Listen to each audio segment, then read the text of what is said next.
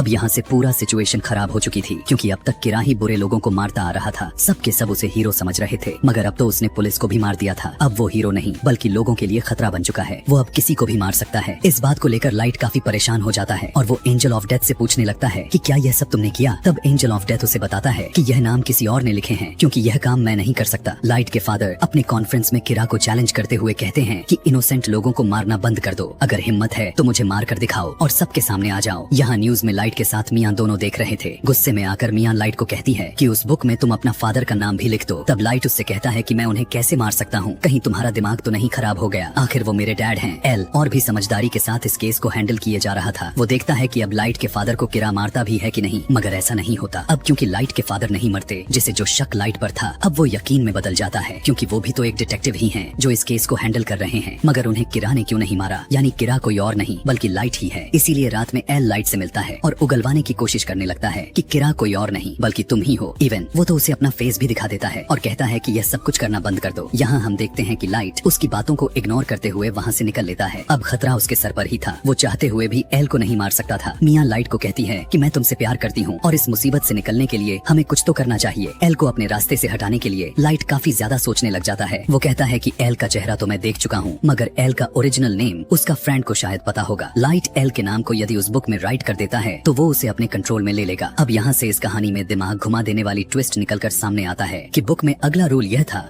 कि अगर किसी ने डेथ नोट बुक के नाम वाले पेज को जला दिया तो वो पर्सन बच जाएगा और उसे कुछ भी नहीं होने वाला। लेकिन एंजल ऑफ डेथ लाइट को बताता है कि ऐसा सिर्फ एक ही बार होने वाला है। एल का फ्रेंड लाइट के कंट्रोल में आ चुका था, मगर पता चला कि वो भी तो उसका ओरिजिनल नेम को नहीं जानता था। लाइट उससे कहता है कि किसी भी तरह एल का नाम पता लगाओ। तब एल का फ्रेंड बताता है कि एल एक एकेडमी में जाता था, शायद उसी में उसके डॉक्यूमेंट्स के साथ उसका ओरिजिनल नेम हो। इसीलिए लाइट उसे फौरन एकेडमी में जाने के लिए कह देता है। एल का फ्रेंड ठीक ऐसा ही करता है, क्योंकि वो उसे ब्लैकमेल कर रहा था। लाइट का प्लान था कि जब उसे ओरिजिनल नेम पता चल जाएगा तो वो उस पेज को जला देगा जिस पर एल के फ्रेंड का नाम लिखा था, जिसकी वजह से उसकी जान भी बच जाएगी और सब कुछ नॉर्मल हो जाएगा। लेकिन एल को डाउट हो जाता है कि उसका फ्रेंड मिसिंग है। उसे तो यह बात भी समझ में आ गई थी कि लाइट ने मेरी असली नाम जानने के लिए उसे भी अपने कंट्रोल में ले लिया होगा। इस बार तो एल को अब यहाँ पर थोड़ा थोड़ा डर सताया जा रहा था कि अगर उसने मेरा नाम पता कर लिया तो मैं तो गया काम से। हम देखते हैं कि बगैर इन्फॉर्म किए लाइट के घर पर आ जाता है। वो लाइट के फादर से कहता है कि आपका बेटा ही असल में किरा है और इसी ने ही मेरे फ्रेंड को गायब किया हुआ है।